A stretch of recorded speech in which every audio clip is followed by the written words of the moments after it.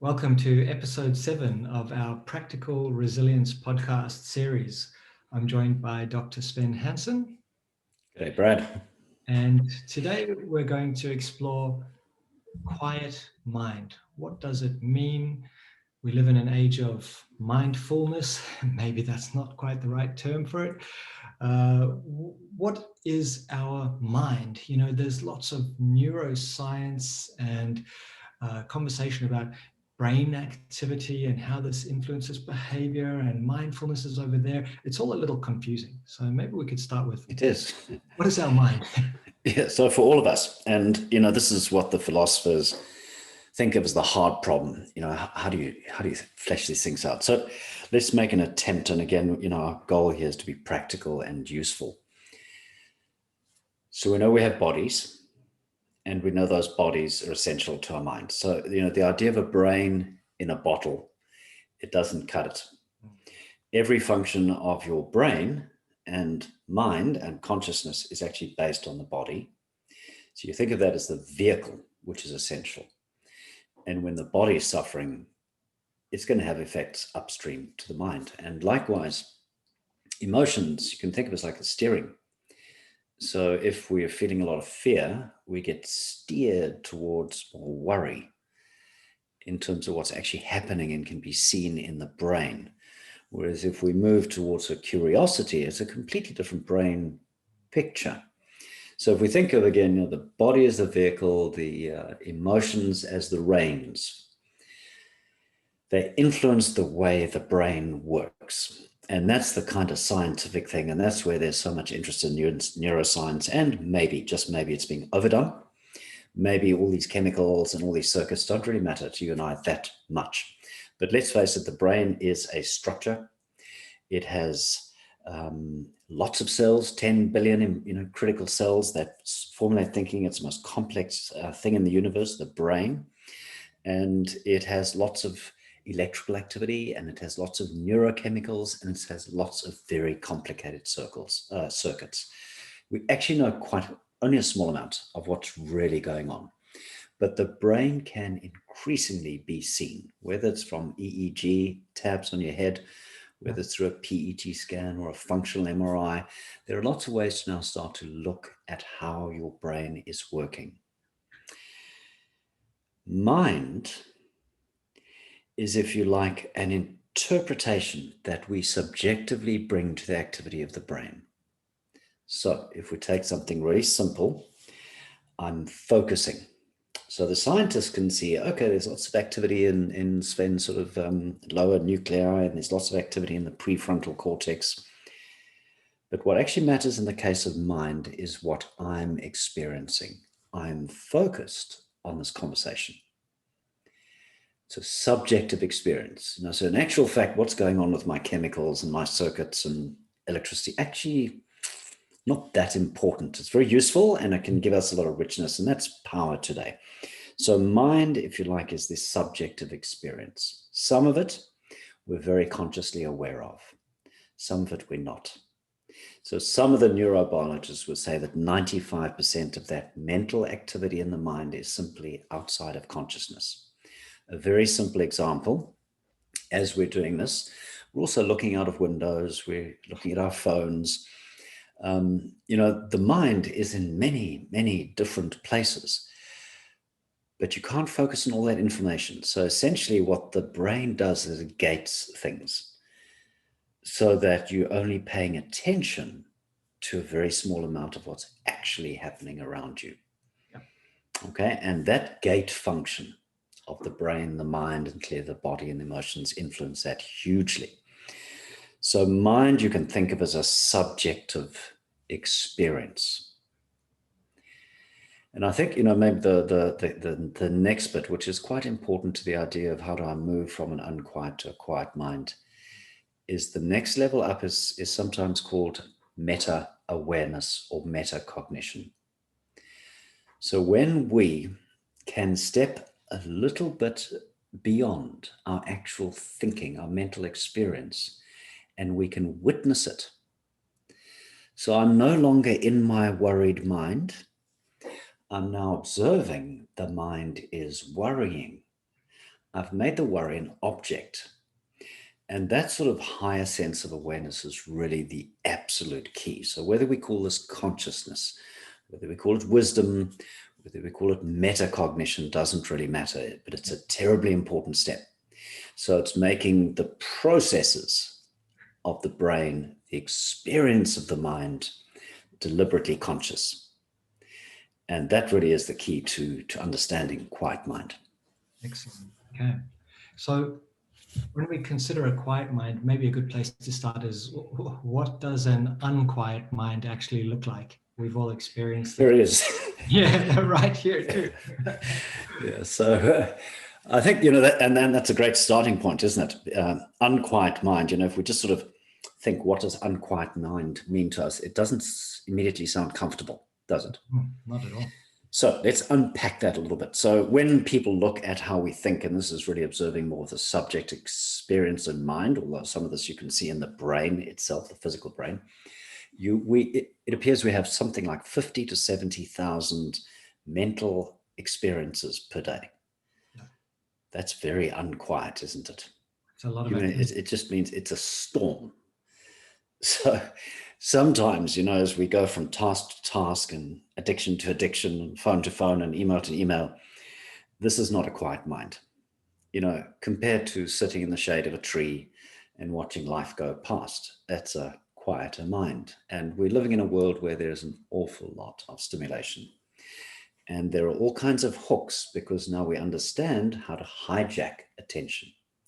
So advertisers, of course, know exactly what colors to use, what words to use, what graphics to use, to be able to take you from the point of reading an article to say, oh, that's an interesting, I wonder if I want that XYZ.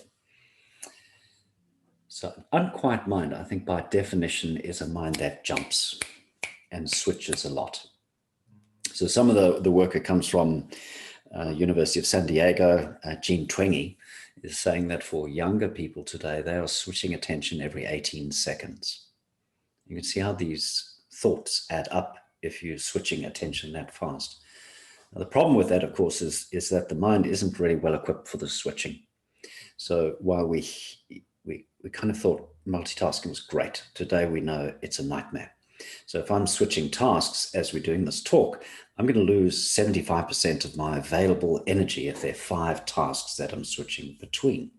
Whereas if I can go to one task and hold my attention there, I keep all of that mental activity for this task. And I think, at the end of the day, that's one of the big challenges for all of us is keep the distractions dialed down.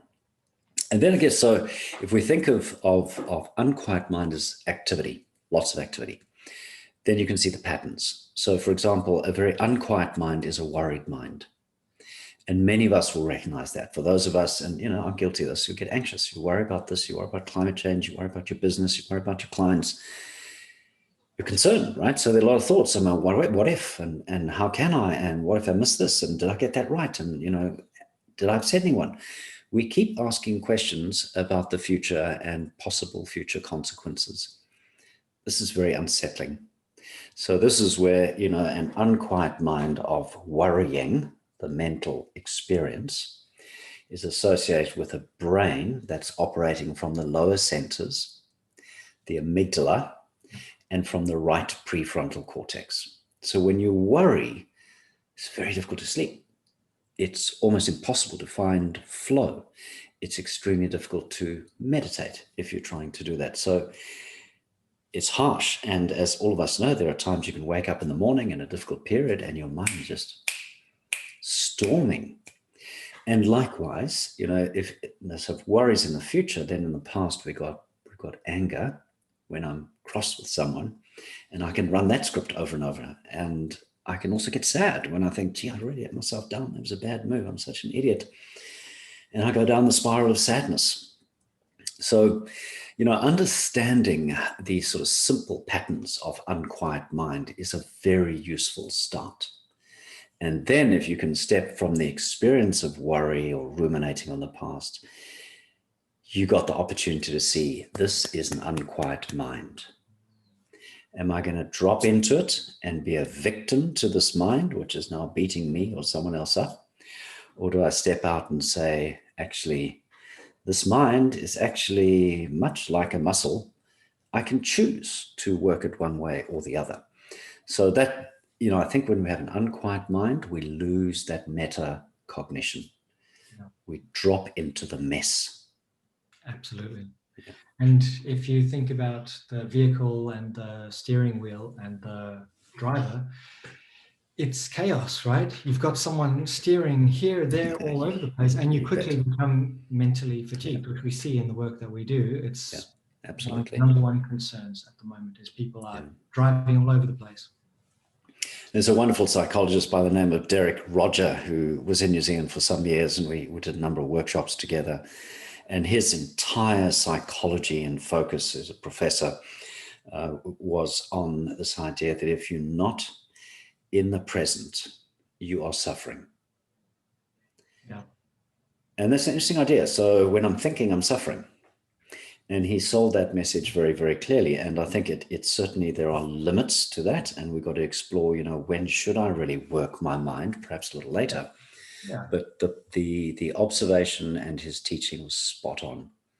The more your mind can be quiet and in the present, the less you will suffer. Yes. If you can see that, then this journey opens up. It's from my perspective, I think that suffering is greatly reduced when you alternate between presence and flow. That's the only place to be, right? Anywhere in between is suffering to some degree. Yeah, and maybe, you're absolutely right. And these things loop, don't they? And this is part of what we're, I think, learning ourselves as we're working in this field. There aren't absolute states. So you talk about presence and flow. There's increasing evidence that to be in flow, you have to go through a state of being present, which means calm, Exactly. quiet, exhaling, alpha waves, nitric oxide, vagal tone. And it's the being present to the moment, to be relaxed in the difficult moment, that opens the door to flow. And as we know in flow, they actually talk about the term transient hypofrontality. It's a ridiculous term, right? But what it means is that when people are really absorbed in flow, the front of the brain just checks out. It goes quiet. We don't think. That's why, as a surfer, you will know this. You have a really great wave. You're just so in the moment. You're one with the ocean, total absorption in it's a beautiful thing. But guess what? You're not actually chattering to yourself anymore. And sometimes you get off that wave and you think, what actually happened? Absolutely. Yeah. It was an experience, but I haven't actually recorded a memory because, the brain was so quiet. It was so absorbed in the task. Many athletes will say that afterwards. I don't actually remember what happened. I'll have to watch the replay because I was just so in the zone. It just happened. It unfolded naturally. So Absolutely. What does a quiet mind look like? Well, I think you've answered that, Brad. I would absolutely say the presence is kind of the first challenge. Mm-hmm. And the presence means I'm not attending to my worries and my rumination on the past. I'm present to you here now. And in that moment of being right here, 100% attentive, relaxed, alert, calm, as we talked about, calm, control, connect, that state feels really good. And it's almost like what we call a trigger for flow. So if you can relax in a challenging moment, you are way more likely to move into the flow state, which is where you get that transient hyperfrontality. Yes. Presence also captures, I think, fairly concisely for most of us, the practice of a meditation, of being quiet. So no matter which tradition, science, religion you come from, they all come down to a similar point. Calming down the body, slowing the breathing, slowing the heart rate, finding kind of emotional equanimity or slight positivity, perhaps a little gratitude, a little appreciation, a little bit of love. And in that moment, the mind becomes much more still. And, one of the many practices of meditation is to focus the mind on that breath, say, one focus, until it becomes really quiet. Breathing in, breathing out, breathing in, breathing out. And as you do that, you may actually, the focus kind of drifts away, or some of them describe it. You're so in the witness, I am just breathing, that you disappear into a very wide open space. And that's called open presence, Yeah. right? Where you really are totally non-judgmental. You're just one, noticing, experiencing, and being in the moment of a much bigger space.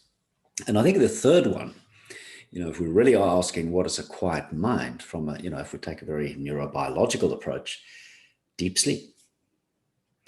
So while in shallow sleep, there's activity in the brain, and dreaming sleep, there's a lot of activity in the brain, sometimes more than when you're awake, as you're setting down memories and doing the creative tasks. In deep sleep, thinking is seriously suppressed. It's way down, and the brain activity is way down. There's a big wave that comes from that frontal cortex down to the back and just keeps waving as you go through those cycles of deep sleep. And that's why deep sleep is pretty blissful, whereas a dream can be full of uncomfortable emotion. It's an unquiet mind. Great. Anything else we can do to actually cultivate a quiet mind? There's lots of practical things that people can. There sure are. And I think, for many of us, this has to be a very personal journey because it's intimate, right? You really have to be paying attention to the body, the emotions, the mind. And, we started this whole journey with the idea of the spiral, and quiet mind, it's right up at the top of the spiral. But it's always important not to forget, check the body, because that will influence the mind state. Check the emotions, then check the mind. So however you do it, if we try and explain it in the broadest way, safest way, so each person can find a path that works for them, I think step one is the metacognition.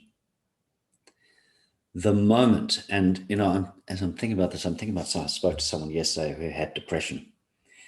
And, the way they described it was just so clear. They were stuck in the storming self-abuse, self-criticism, self-hatred, hopelessness, darkness. And it was a therapist to actually help this person look at it and say, okay, I see the mental experience, but I do have a choice to respond differently. And, the way he described that was beautiful, in that it was just simply stepping up to that point of being aware and saying, okay, I'm not going to pretend I'm happy. I'm feeling really sad. You're acknowledging it, but I can choose whether to let that sadness become reactive and explosive and overwhelming, or I can choose to guide it a little bit. So, for example, Stephen Kotler in his new book, and I think it's so well said, and it's in Lost Connections as well. Let's say you are in that moment, you step up and you say, gosh, I am feeling really sad, and my mind is ruminating on that sadness.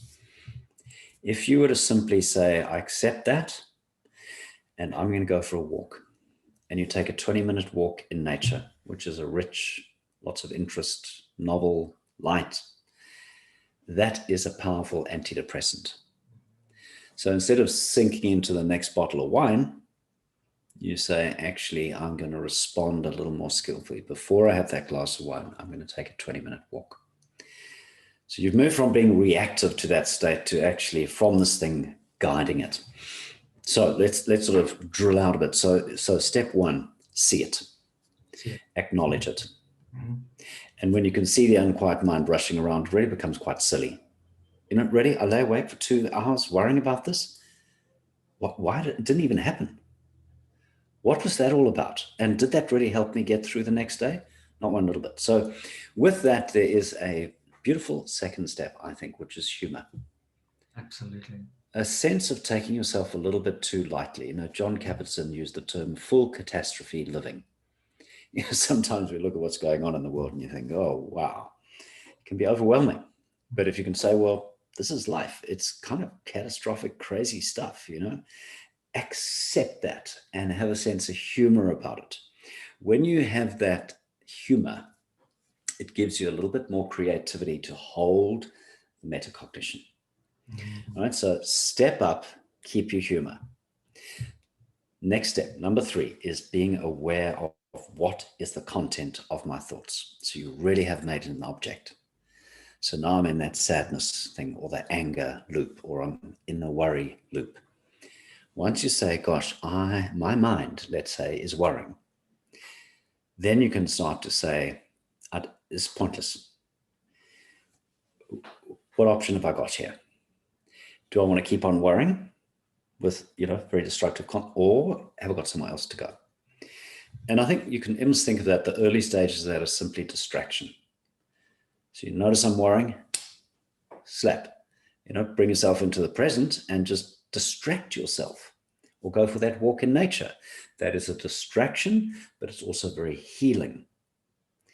Okay, or it might say, yes, I am concerned about, and what I can do right now is write that email or pick up the phone and sort it out.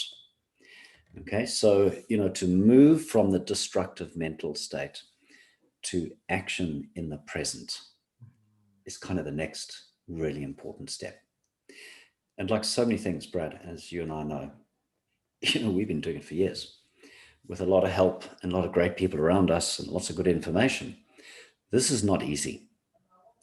So, I just make this point at this stage is that when you're caught up, let's take, for example, I'm in anxiety. 18% of the world right now is suffering anxiety, much higher in the younger people.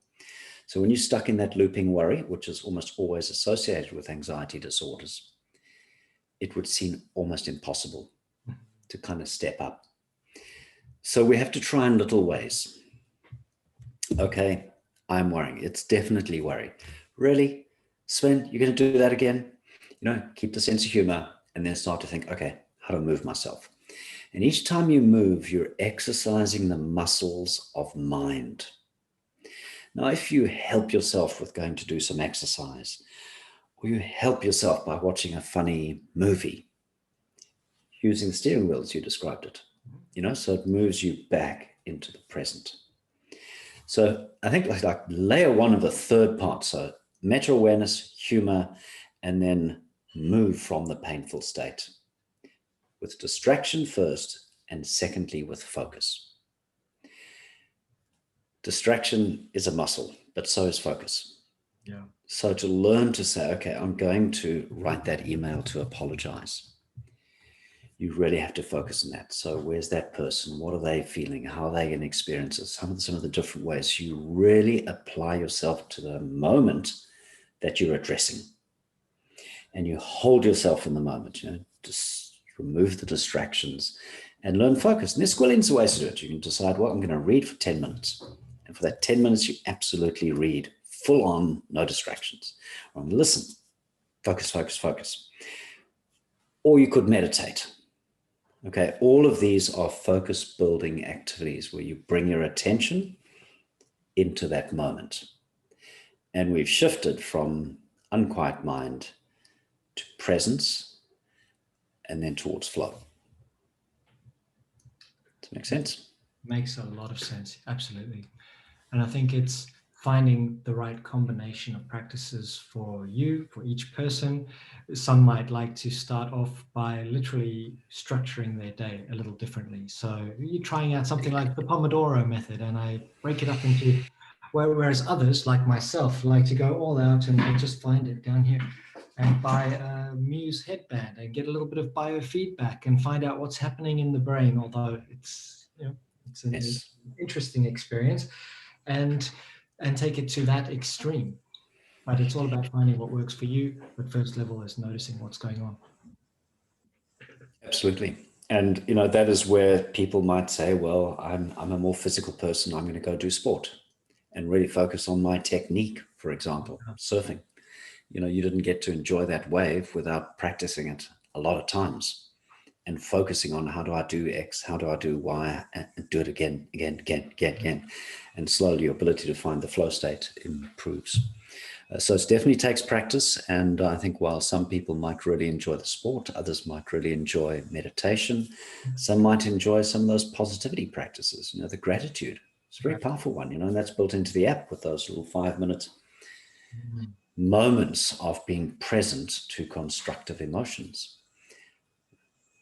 So let's say I'm in the midst of anxiety right now, as a really practical little run through. I notice it. My mind is really busy. I'm worried about something that may or may not happen. That's step one. Step two, accept it. Don't fight it. Accept it and commit to do something else. So I go for a walk in Absolutely. nature and at least find a sense of presence. Step three, come back, have a really specific task, something that I'm going to work on, and just allocate the right amount of time, shine that beam of focus on that, Yeah. and just avoid, resist distractions. And, if we say that in a different way, go back to the last podcast, you've done the same process we discussed. Yes. Step one, you get to a point that you can name it. I am worrying. Mm-hmm. Then you tame it. You distract yourself, take a walk. Then you reframe it. You say, well, there's a lot of energy in that worry you talk about. Okay, well, now that I've had the exercise and I'm feeling a little better and my heart rate's down, I'm going to reframe that energy into solving a problem that I can control. Absolutely. Because we can't control everything, can we? It's a matter of, you have to focus on what you can make a difference to, because there's a lot of stuff going out there. We're just humans, right? And we have to kind of ride these waves. Absolutely. And if you think back to one of the previous podcasts, again, very similar when you think about fight, flight, freeze, and calm, engaged, relaxed. Finding your way. Find what works for you. The description that works. Absolutely. Are you physical? Are you emotional? Are you more cognitive? And just get on with it, because ultimately we want to be up rather than down. Indeed. Mm.